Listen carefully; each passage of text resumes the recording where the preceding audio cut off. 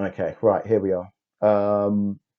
This is the Egem core planning meeting. Myself, Cryptosi, developers, Oh So Easy, and Riddles are in attendance. It's a nice, intimate call between the three of us, but we've decided to start recording it so that we could share it with the rest of the community. As we're not doing this one as an AMA for no particular reason, just because it's the way the chips fell. So, Oh So Easy, I'll welcome you first. How are you, mate? Yeah, doing well. Hope the recording audio is okay. My mic kind of got off on a bad mic here, but it is Uh, going now. Yeah, no, you're sounding nice and clear. A tiny bit of background noise, but it's manageable, I would say. And Riddles, my man, how are you? Who, me? Yes, you. Um, Smoked out, rained out, but alive. Good, that's the main thing. Just to let everyone know, we have been talking previous to this before we started recording for about half an hour. So if it does seem that we're a bit short on information about things, it's because we have been discussing them for about half an hour before I decided to start recording because I am classically incompetent on Sunday nights. Let's start by having a quick roundup. I'm thinking, if I've got no objections from you other two guys, I'm thinking what I want to do is have a roundup of kind of a few of the, the main two things that we've got accomplished in the last month or so. And then I'll get an update on Sapphire from Oh So Easy, if that's okay. And then I'll give an update on RubySwap, and then we will have some discussion on how the two can complement each other. And finally, we shall discuss what we plan to do moving forward for the next couple of months. How does that sound, gentlemen? Agreed. Yeah, that works. Okay, all right. Well, I'll lead. First thing that we done, which is the smaller of the two, I would say, is that we moved. Well, we didn't move. We added another explorer for Egem. We added Blockscout, an instance of Blockscout that was mostly handled by Riddles, as far as I know. Um, the thinking behind it was following up from a previous call that we had had that some people may or may not have heard, where we discussed the need to be able to track tokens, excuse me, and also code bases in an explorer. So track what tokens are moving where, track the activity on particular smart contracts, quite a few other small features. I can't remember them all. We got that handled by Riddles. Riddles, is there anything about that that I've missed out? There's an extensive API and statistics that it provides people. Mhm. And Um, where can they go to see the new Explorer? it's Just just blockscout.egem.io. okay, excellent. Um, are you are you are you happy with the new Explorer? Do you feel that there's anything else we need to add to it, or are we okay to kind of like wrap that up and say, okay, we've achieved that and let's move on? I've been happy with it for over a week, I think. Yeah. Oh, so easy. Any comment from you, mate? I like it a lot. You guys did a good job. It works. It's got a lot of features for contracts that we were missing. Not all, but a lot, and I think we can improve it. So happy to have it. I don't think we should remove the existing Explorer just for a bit until we verify that some of the old links work, just for backwards compatibility. But eventually we'll get moved over. Yeah, speaking of the old Explorer, since the one server crashed, that one is still on sync mode because it's nice and slow. Okay. Oh, that's something else I wanted to discuss actually. We discussed it briefly. I can't remember which channel it was, but as far as having the Explorer, the other things, I think it was Explorer, the bot, as well, and there was one other thing that went down at the same time when we lost the It server. was the website, the RPC, the API, the bot, the wiki. Do you, It was a few things. do you think it's some of those are probably possible to host in multiple places, aren't they? So that we could have a backup of them. Well, Um, I've already moved because I had a version of the new website I've been working on, so I had put that onto GitLab, and I had Perfect. just pointed the website to that, and I still have links to fix um and content to fill onto it, but because it was just I don't know, I felt it was smarter to have that as an always live version and fix the links instead of dealing with another thing on a server. Yes. Yeah, I would agree. Okay. All right. That's And, brilliant. and then also with the RPC, I've set up another little tiny server that will direct traffic to a couple of RPC nodes eventually. So Ah, perfect. Okay. So, um, would we still have to worry about the server which is directing traffic to other RPC nodes? Would we still have to worry about that going down and taking out the RPC? yes, but because it's just a hub server, the hub server can be brought up a lot quicker than say a main server. Okay. Perfect. All right. Brilliant. Brilliant. Oh, so easy. Does that all sound good to you? Oh, he's muted. He's Yeah, muted. sounds great. Sorry, I was muted.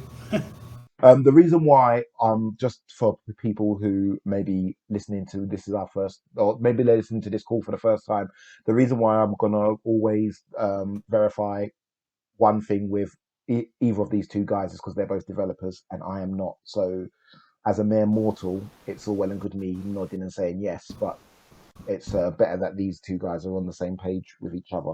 Um, Basically, my opinion doesn't Is really the matter. proper term muggle? Yes, yes, I'm a mere muggle. Right, muggle. I'm a mere muggle. Right. So the second thing that is massive news, which I'm super excited about and like extremely grateful, is that we have updated the code base to move in line with current. If it, well, no, probably not now. Not quite current. No, because if you're just hard forked, January 2020. yeah. Well, we were current up until Ethereum hard forked day before yesterday, or yeah, day before yesterday, a few days ago. But we're pretty much up to date now. So anything that's available on any of the other EVMs can now be ported over to Egem nice and easily. It's As of August 31st or September 1st, I believe. I can't remember what comes out after August at the moment. um as far as the code base is concerned, have you pushed the changes to GitLab? Everything's on master, so anybody builds newly is on the new stuff. Yeah. So I'm just going to go ahead and say they can do it from now because effectively, or Yes. yeah, effectively that's right, isn't it? Okay, so so effectively we discussed this maybe 2 months ago. We had a meeting, we discussed it, we kind of agreed, yep, it should be something we should do. The guys said it would be ready by halfway through August. We're at the beginning of August and it's already ready. So all of the complaining that we had planned to do about it being late, we're going to have to shut our mouths and do the opposite of complaining, which is praise. So well done, guys. Um, eGem will now be not only up to date. Oh, what did we do about the fees? We did have a We Yeah, solution. that's what I was just going to bring up. So with the fee burning, our initial implementation was good, but it could be better. And we don't really need the fee burning yet with eGem's current price. Plus, we know that we have to do another update in, say, 6, 8 months. So we're going to push the fee update to that point, to that next update. Yeah, excellent. Okay, I'll try to explain that in Muggle terms. Basically, what Oh So Easy is saying is because at the moment, the eGem price is low in comparison to Ethereum itself. When you do transactions on the chain, it's not going to cost you $20 or possibly more. There's no So network congestion either. yeah, the network congestion is still low for now. However, once we get new projects on board, hopefully that congestion, well, hopefully, obviously that congestion will go up.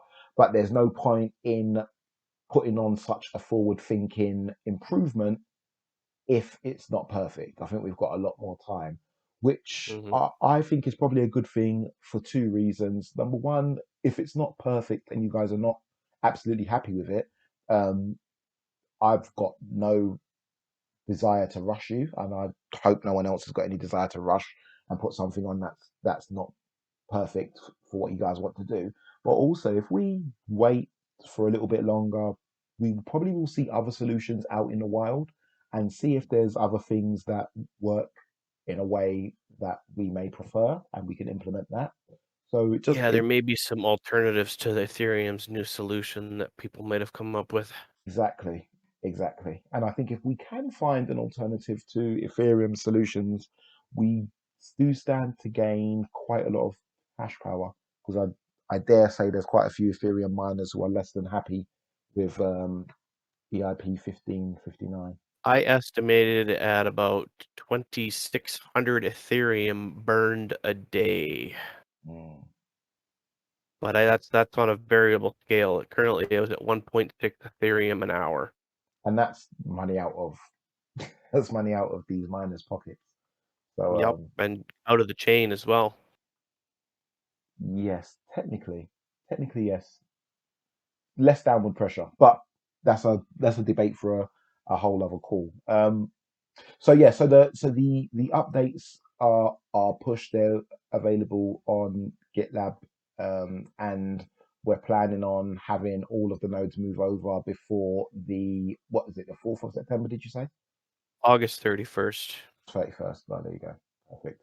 Um, I guess that will entail discussing with the exchanges that I we're on. already contacted GraviX. I got an okay from them. Mercatox is we'll see what happens when they respond. And I still need to get a hold of Stex. I just lost the email chain, so Okay. Okay. gotta find it again. Okay. Yeah. So that's good. Anything else And about the new update that I've missed? uh, the pools, most of the pools that matter have been notified, and the node hosting services as well. Oh, What happens if you're a miner and you haven't um updated your software? if you're solo mining, you'll just continue to mine on an old chain because the hash power on the live chain will be faster to keep the chain ahead. Okay. The average user, is there anything the average user needs to do to keep their Ether gem valid? No, it's just people running nodes. Perfect. Okay, so the average person, so if you've got your Ethergem on a hardware wallet or in MetaMask or on an exchange, well, if you've got it on an exchange, that's a bad idea. But if you've got it on a hardware wallet or on MetaMask, you don't have to actually worry about this. So if you're listening and you're thinking, oh, what do I have to do because there's an update? You don't have to do anything. It's all about the underlying stuff that us muggles don't need to worry about. Right. Okay. Oh, so easy. It's your time to shine, mate. Let's discuss Sapphire and where we are currently.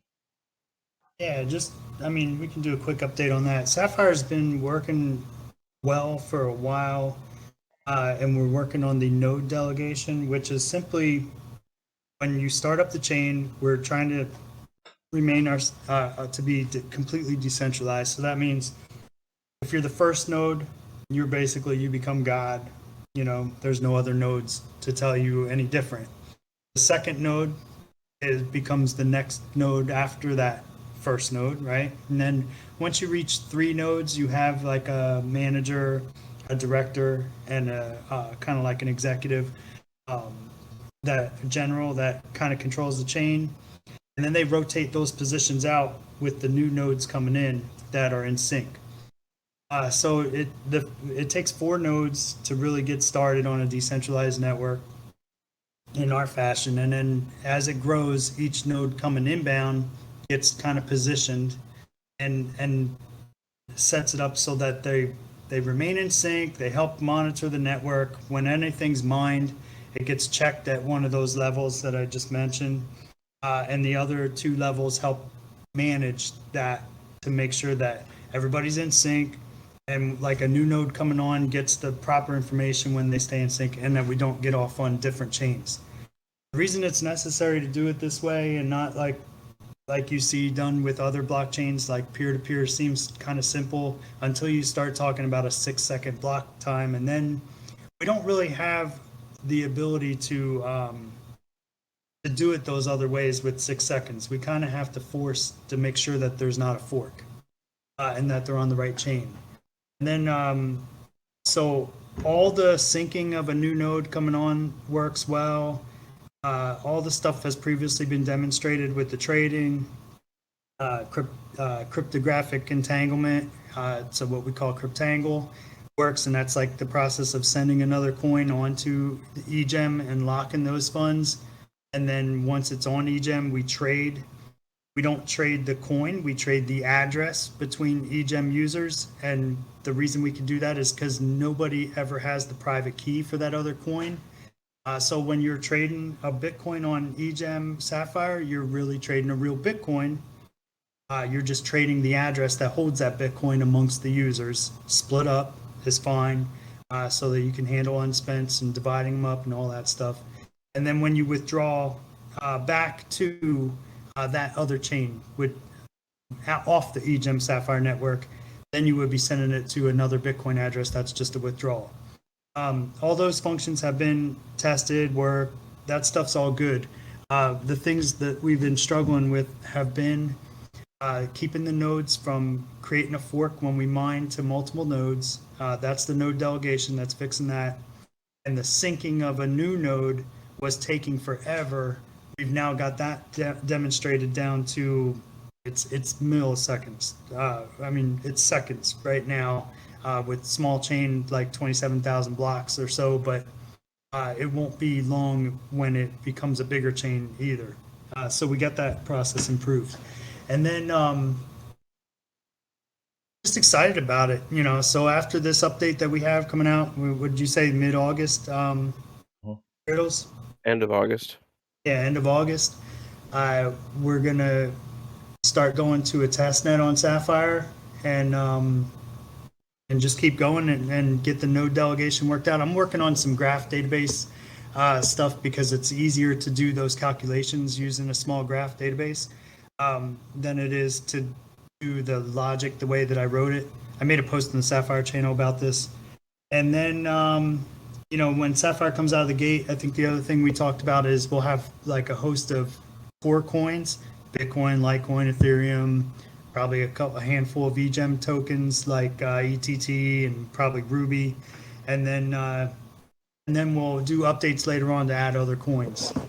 We'll figure out a listing procedure and do a update to handle those.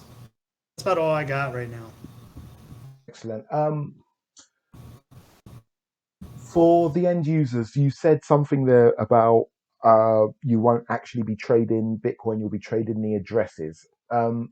That may worry some people, or confuse them, let's say. So for an end user, am I right in saying that as far as you're concerned, once you're interacting with the software, you'll see an amount of Bitcoin? So I can send across Sapphire 1 Bitcoin from myself to you. I don't have to send you an address. I'm sending you the Bitcoin as far as I can see. Right?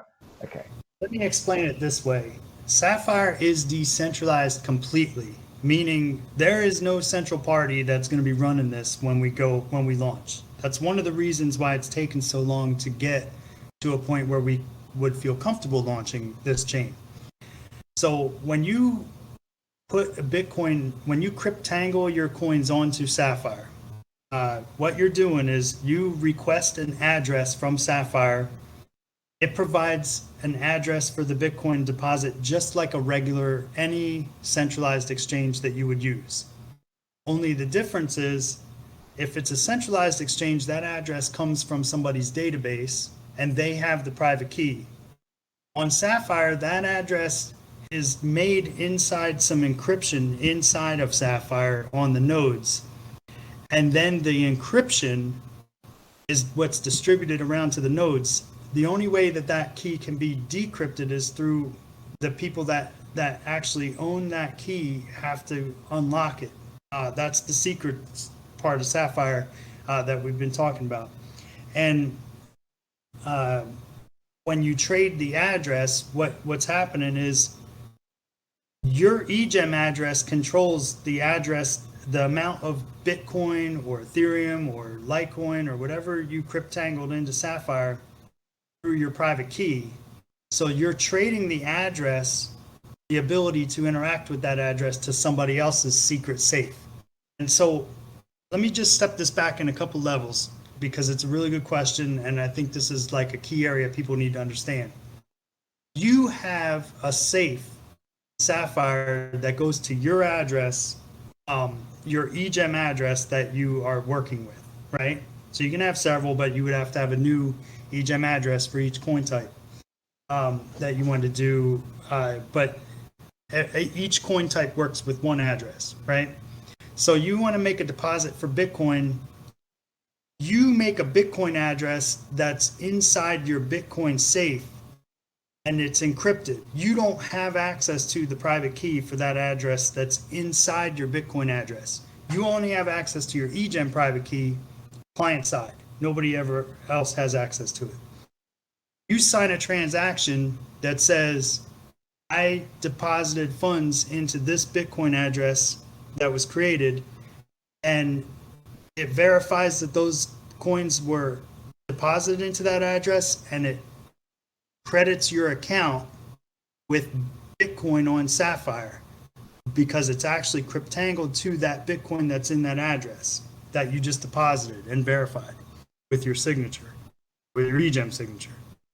Then if you trade that, if I trade that to you, it takes and it decrypts the Bitcoin address that I traded, that I put those coins into, and it puts it into your Bitcoin address encrypted, and you don't have the private key, but you control it through your Egem private key. And I no longer control that portion of those funds. If it was split between, the same Bitcoin address has, let's say I put 1 Bitcoin and I traded you half a Bitcoin in a trade. It's going to give you the same address and same private key that I have in my Bitcoin address is going to be encrypted inside your Bitcoin address. But there's different encryption to open mine and different encryption to open yours, and neither one of us knows that encryption or the private key that's encrypted in it. We only have our Egem private key, which unlocks that encryption. So that's how I can split a Bitcoin, and you have half and I have half, and we didn't have to pay a Bitcoin transfer fee or 10 minutes of time on the Bitcoin chain to switch half a Bitcoin over, right? So we're trading the address or a fraction of that address on Sapphire. That's why I say it that way. Does that make sense? Yeah, perfect sense.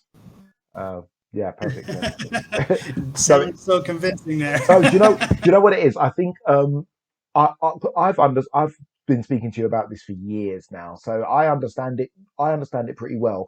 What I worry about is it easy enough for other people to understand who may not have that kind of intimate knowledge of how encryption works and why it's important within crypto? But Yeah, that's a good question. So that's what we designed this to work with your Egem private key as a single sign transaction. I mean, if you rolled it back and like dissected and looked at each transaction, there are quite a few steps to make all this work, right?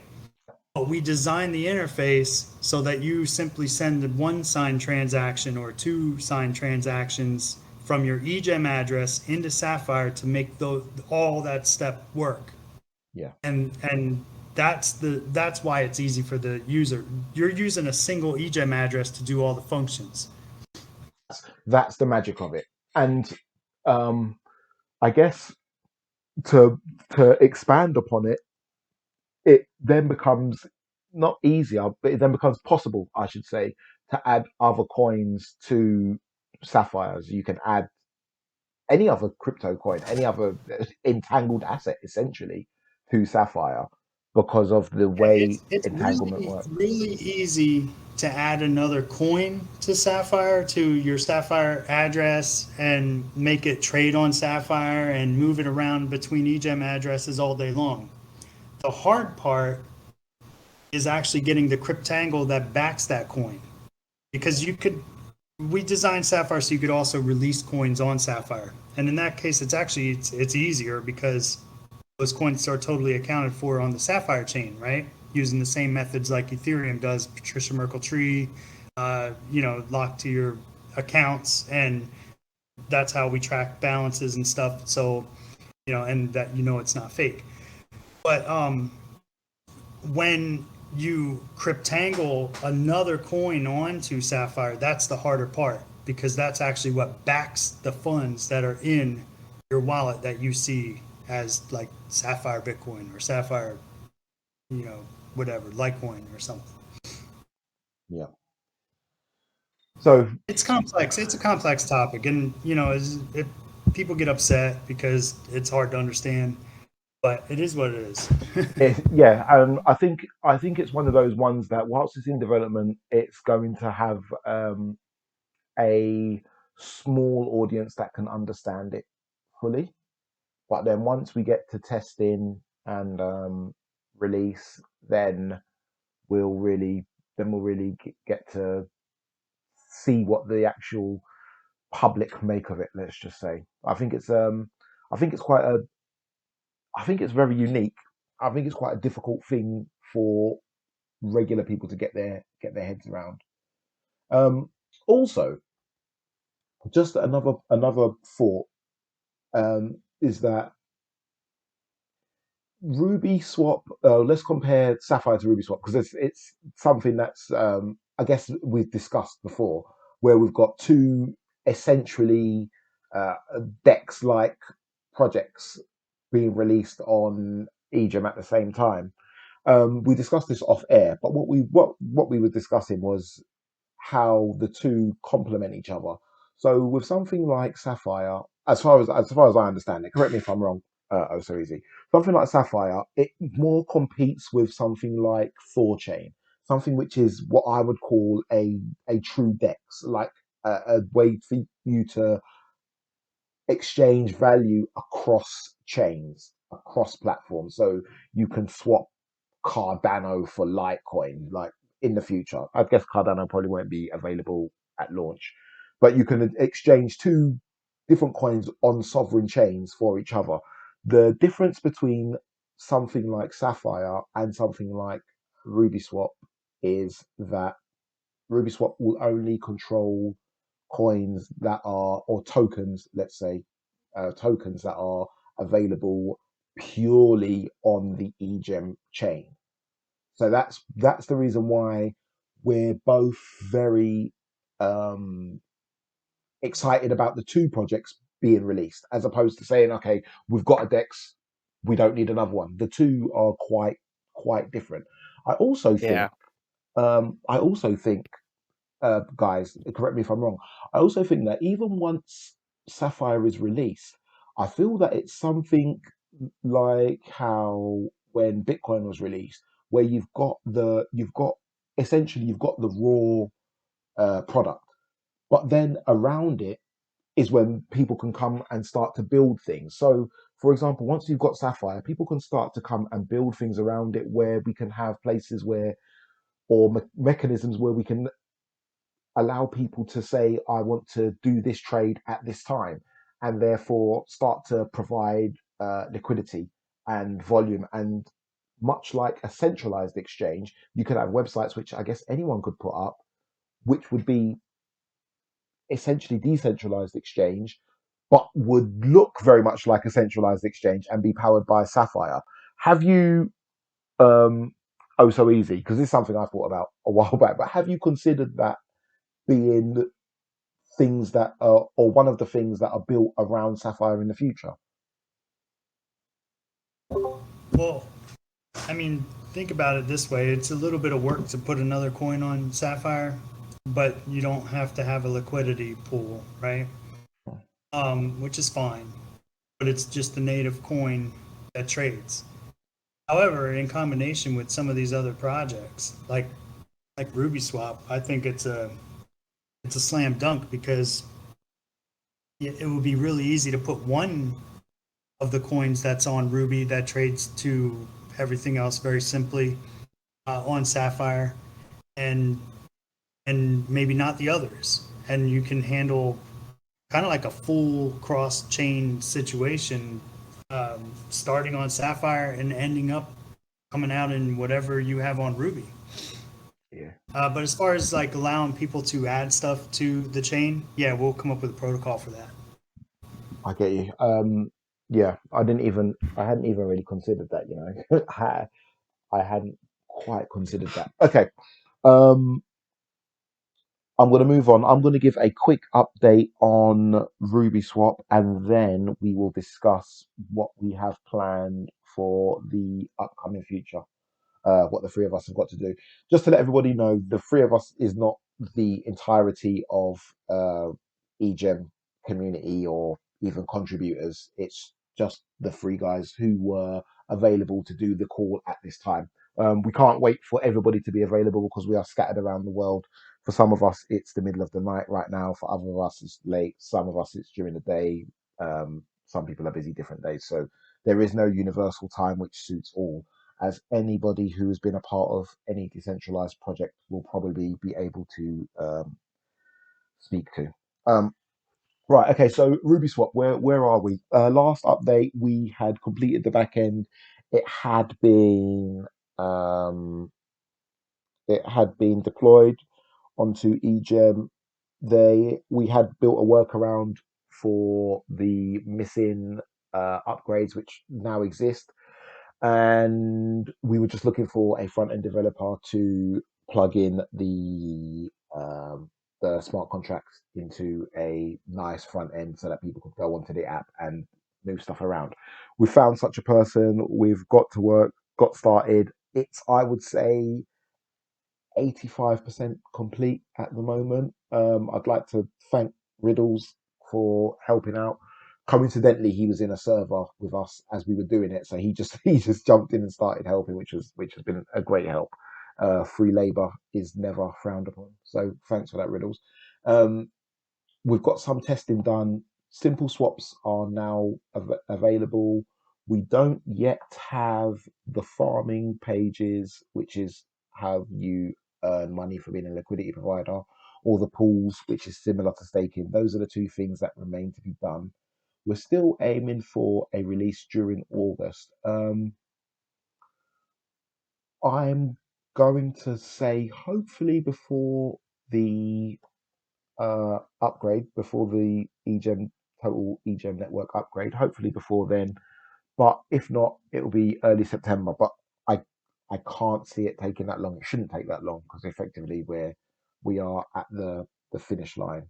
So that will allow other projects to come and build on Egem, provide liquidity for their users, and have a simple place for them to be able to be traded for free. So there's no listing fee on Egem or anything like that. In the future for RubySwap, what we are planning on, I said listing fee on Egem, didn't I? No listing fee on RubySwap. In the future for RubySwap, what we're planning on doing is having a unique launchpad, which we're going to call the Topaz Launchpad. We are working with a very talented team. I think they're called Zevo, and they've got a novel implementation for a launchpad, which we wanted to bring over to Egem. A good place to put it would be inside of the RubySwap application. So hopefully we'll have a unique launchpad there. The unique part about it is that people get to put forward a white paper, and then people can invest in essentially the white paper. People can put themselves forward to be a part of that team. or build out what is put in the white paper. So effectively to implement what is on the white paper. The people who have bought into the white paper then get to vote and decide, okay, yeah, we want to give these funds that we've raised via this launchpad to this particular team to go and build it out, and so on and so forth. It's, I think, not quite been done yet in crypto. Not that I've seen, not a solution as front to back decentralized as that. So it'll be something else, which is also very novel on Egem. So that's where we are with that. Um, Moving forward, guys, I'll start with riddles for the next or for the foreseeable future. What are the things that you are planning on working on, or telling us that we should be working on or helping you with? Well, for myself, I gotta get some more of the website content fleshed out. And there was a Discord update for the bot software I have to work on eventually. Adds a bunch of command help prompts for people, but changes a bunch of shit. Geez. I should help you with the website content. That sounds more like a muggle's job than a wizard's job. So send me like the things if you want to. Obviously, you can send me over the titles, I guess, and like a small thing of what you want written up. I can draft something out if you like it. We could use it. We could free you up to relax and bask in your other glories, I guess. But I think I should probably help you with that. Well, I'd like to help you with that if you'd let me. I'd like to. Just need stuff written out and I can copy and paste, I guess. Yeah. Okay. Anything else that you want to get done? I'm just basically focused on making sure everybody gets updated in a timely manner right now, Perfect. and then making sure nothing breaks along the way. Yeah, yeah. Touch wood. I think we'll be fine. I've got faith in you guys. Oh, so easy. Moving forward, anything that you got planned? Yeah, well, in addition to Sapphire, I've also built some NFT. I have an NFT contract that where the NFT, that are minted, have a cost to mint, and there's the ability to accept tokens and egem in and hold in an NFT. NFT holders would get a portion of that price when somebody mints an NFT. Not sure of the algorithm for how that would get distributed yet. Still kind of tinkering around with that. But I do kind of like the idea of having some kind of random aspect. So anybody who ever minted an NFT on that contract would get, random payments down the road whenever other people minted. And then the other key aspect is whenever that next NFT is minted, the price is dynamic. So it changes the price that's inside the contract for the next NFT. I still have to tweak some of the algorithm on how that price changes. Right now, it would just escalate, but we don't want to go exponential, so we probably would have some kind of mitigation or meter. The other thing it allows is you to swap out those NFT contract coins that you do hold to trade them with your NFT to somebody else, right? And then they control those coins. So you can collect a balance on your NFT and use it to trade and stuff. And then what the NFT, what I like using for NFT content is not like a hosted website, but rather IPFS stuff, because then once it's pinned, it can't be taken down. So kind of just cleverly playing around with an NFT contract that does those things, and want to get the ETT coin out there and used. So we've been using the ETTT, which is like Egem Trading Token Test, right? So ETT stands for Egem Trading Token. But the other contract would be the ETT contract, and that's been used as a base to trade inside my tradable NFT contract I've been talking about. And I've put up some sample websites and stuff that interact with these things, but everything's designed to work. Front end is working on HTML, plain HTML and JavaScript that can be hosted right on IPFS without any hosting provider or centralized service. And that holds everything that's inside the NFT, which is hosted on Egem, a decentralized blockchain. So the whole concept is really kind of autonomous, non-updating. You don't need a development crew once it's released. We had discussed in the ETT about something resembling a stable coin. I think that's going to be my next thing that I start. I don't want to say whinging, but I start yelling about that. I'd like to see us have on Egem. Now, I guess I could outline. I'm going to outline quickly a few ways that we could do this. One of the ways is the mechanism that Oh So Easy had brought forward. I don't know if you want to share it now, but we'll if you do, we'll get you to share it at the end. Another way is to have a bridge for USDC, which is kind of like a centralized solution, essentially, which will allow you to, I guess, move your USDT or USDC or DAI or whatever stablecoin already exists on Ethereum into a smart contract on Ethereum. Then our smart contract on Egem would then mint a coin to mirror the one that has got locked up on the other network and then distribute that. So you've got a kind of like a one for one. It's kind of centralized because if the contract gets busted, everybody who's got the stable coin on Egem gets busted. The third and final solution, which is going to be quite tricky, probably the most tricky out of the three and probably the most far fetched, is to have something like a DAI, where DAI, that is where people post their money into a vault, and they have to over post the money so that the smart contract can then mint this stable coin. And if the value of the Egem that they've posted into the vault falls too low, they get liquidated, so they have to keep on topping it up if the price goes down. If the price of Egem goes up, obviously they get to print more of the stable coin. That's how DAI works. So we've got those two, and then also Oh So Easy, if you'd like to explain your solution, which is another option.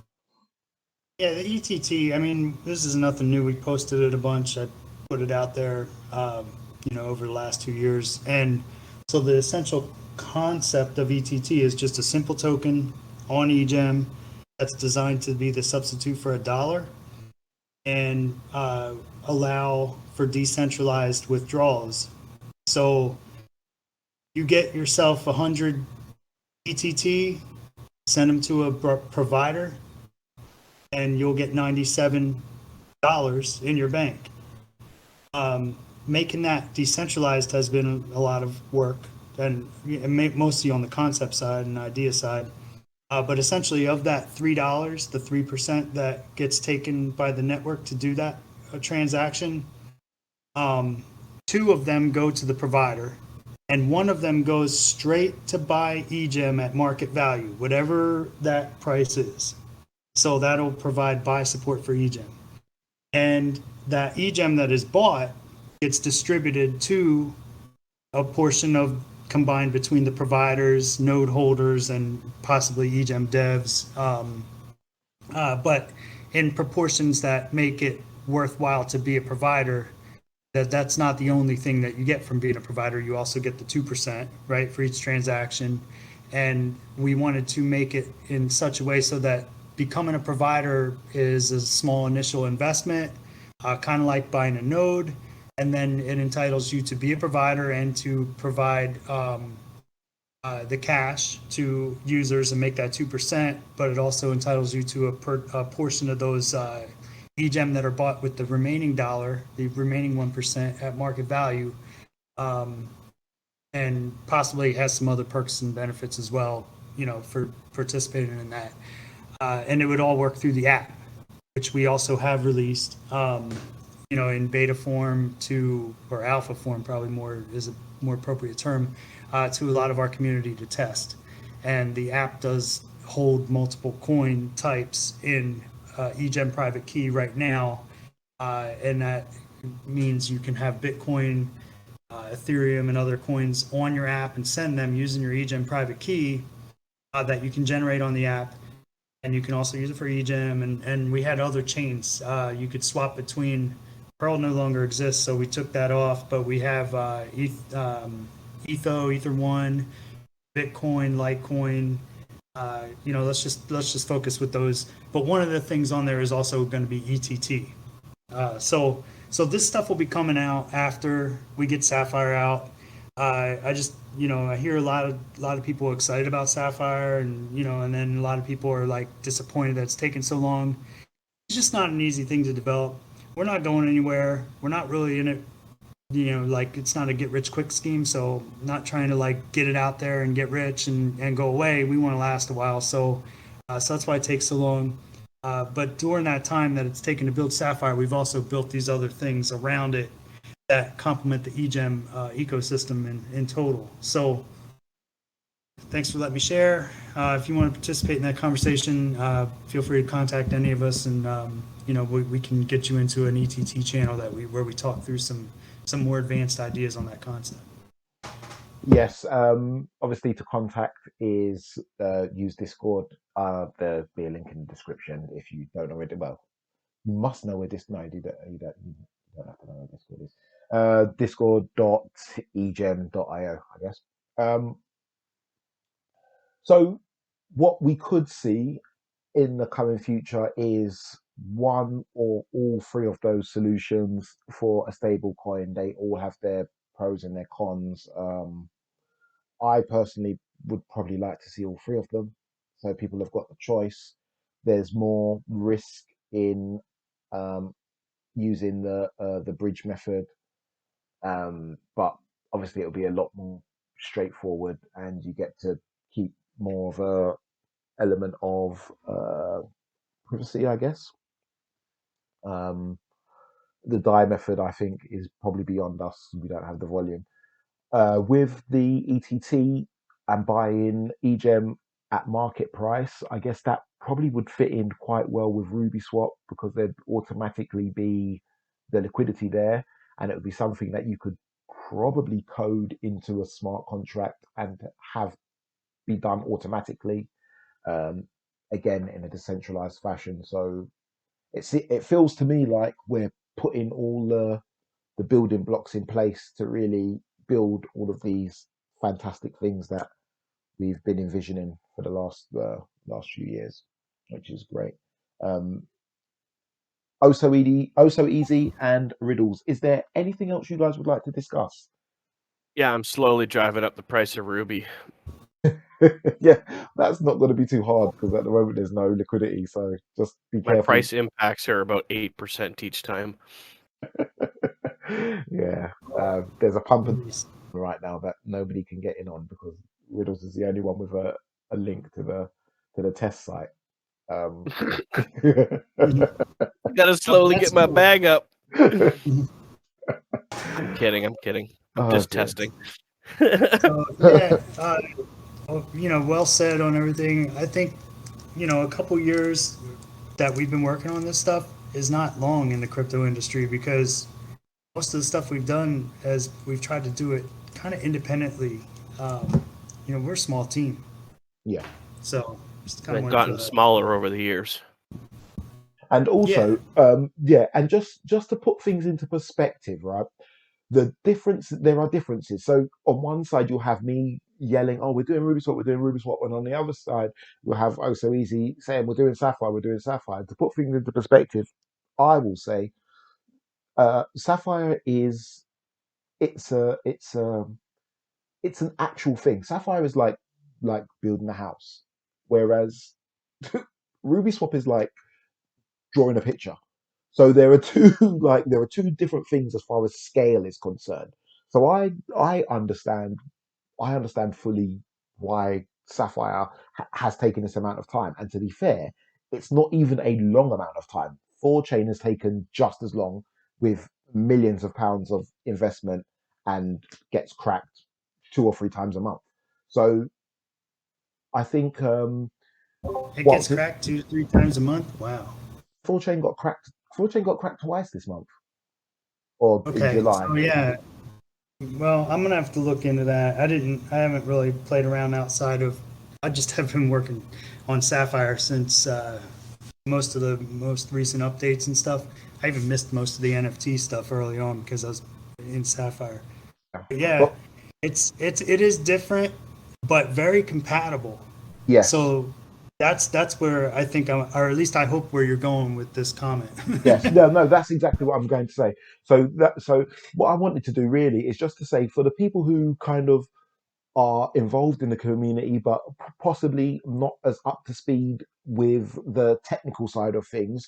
Just to explain that they're two different things that we're working on, and two different like levels of commitment.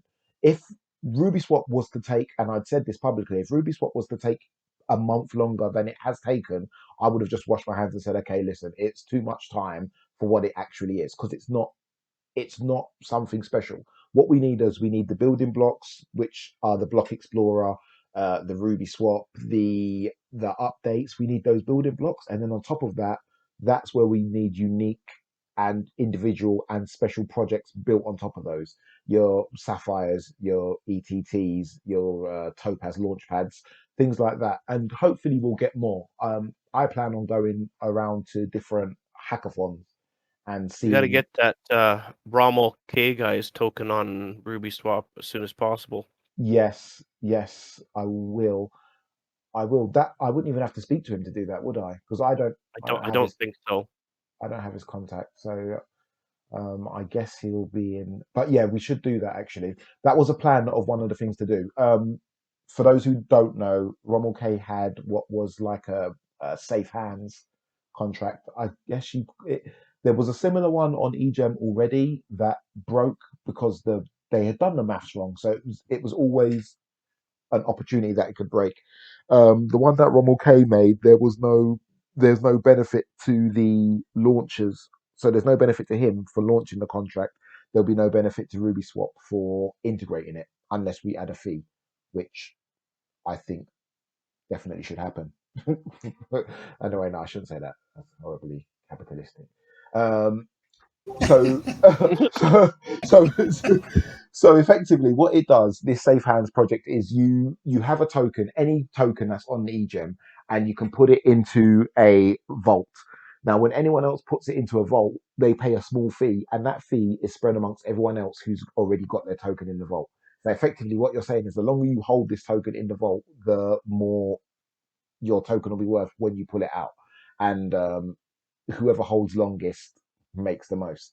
Um, so I think it's something that will definitely catch on in crypto, but it hasn't caught on yet. So we're still quite early, and I'll see about trying to have that added to RubySwap. Also, I will see about trying to have that added. It shouldn't be too difficult, to be fair.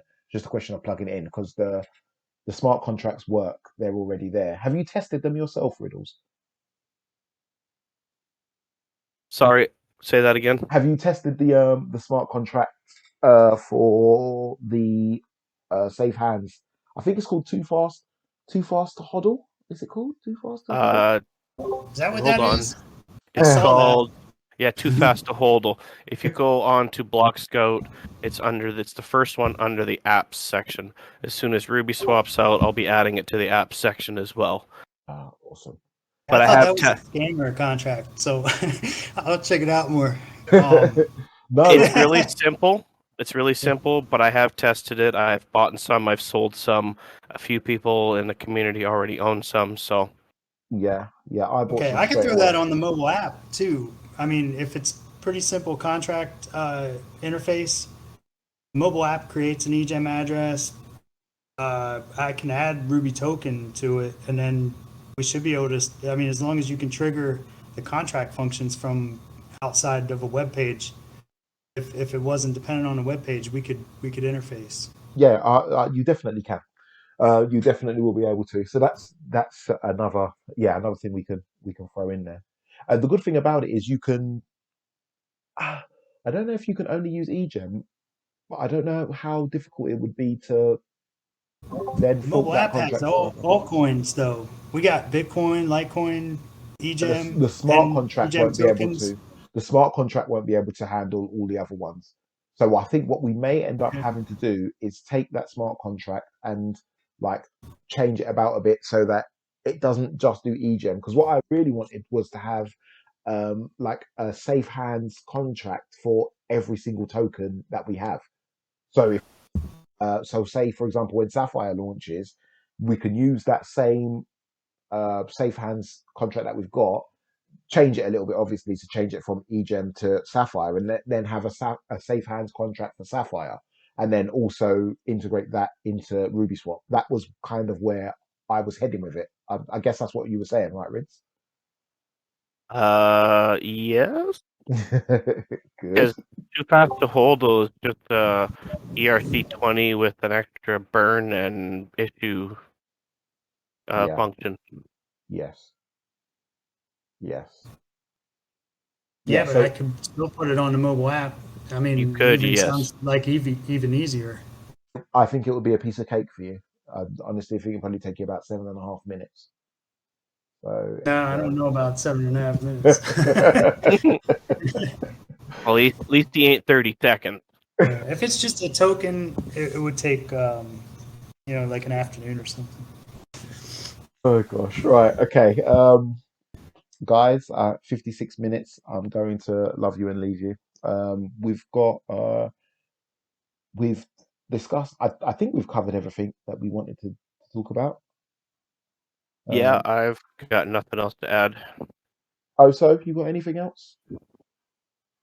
I'm good for today. Awesome. Okay. I'm going to suggest we do an AMA in maybe 2 weeks. Maybe 2 weeks from today. A public one. Yeah. Do you want to time it for closer to the update or after the update? Because I know 2 weeks is before currently. I don't want it to be too close to the update. I think 2 weeks is about as close as I want it to be. I don't want it to everybody gets busy, and I don't want it to be on the first week after the update either, in case everybody gets busy. So Yeah. Okay. So the 22nd then. yeah, that sound good. We've got like over a week before the update. Yeah, that's fine with me. Okay, cool. All right. We'll speak to Rhubarb, try and get a graphic put together, and then we'll put it out there. Around this time as well works, I think, really well. 1 o'clock Pacific. Uh, Okay. yeah.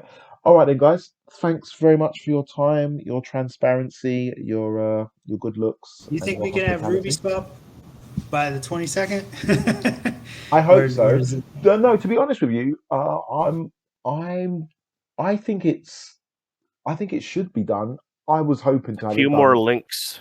There's a few more link things I want to maybe ask someone about. Okay. Yeah, yeah. So I'm Some dead hoping. links. Well, yeah. Getting There's pumped about the RubySwap, so yeah. I'm hoping. that's the only reason I asked, not to rush you. But I'm we were talking about the hoping. 22nd. That'd be cool to come out of the Yes. gate with something working. Yeah, I'm hoping. I'm hoping to have it done by the 22nd. Every week at the start of every week when I discuss with them, it's kind of like let's try to have it done this week, and it's been that way like for the last month.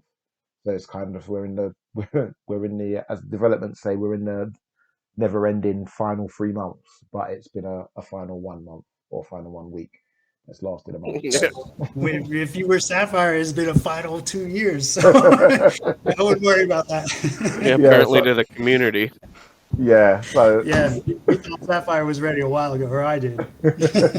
that exactly. That's exactly where we are. That's exactly where we are with Ruby. So hopefully by the 22nd. I can't see why not. To be honest with you, I can't see why Just got to not. get on top of people, I think. Yeah, that's all it is really. That's all it is. Get on top of people. All If right. it's costing money for it, then we should be getting on top of people. Yeah. Yeah. All right then, guys. Well, thank you very much for everybody listening. Thank you very much, and look forward to the AMA on the 22nd. You heard it here first. Please join the Discord and get involved. What I'm hoping for also for the community members is I'm hoping that somebody takes over this portion and starts to organize the calls, because I don't really want to. So if we can have somebody organize the calls, all the job description is effectively is to pick a date. You can still use the same date that we've been using in the same time. Liaise with Rhubarbarian about getting a graphic done. Liaise with Tsunami about putting the graphic onto channels. Pop into Discord frequently to remind everybody that the call is going on. Keep a record of the calls. Record them if you can, and keep keep note of what you want to discuss or what people want to discuss on the calls. So something like a Google Doc will be fine with like talking points of what we want to discuss on the AMA. Invite people to ask questions X, Y, and Z. It's not a massive job, but I think there's so many community members that we have. It would be brilliant if somebody stepped up and took over organizing the calls, and it would send a good message out to the others that anybody can get involved apart from just gobby Brits like Tosi. So, guys, thank you very much. Before I ramble on all night, enjoy the rest of your weekends, and I guess I'll catch you both in Discord. Yep. Thank you. Have a good Talk to you afternoon. later. Cheers, guys. All right, take care.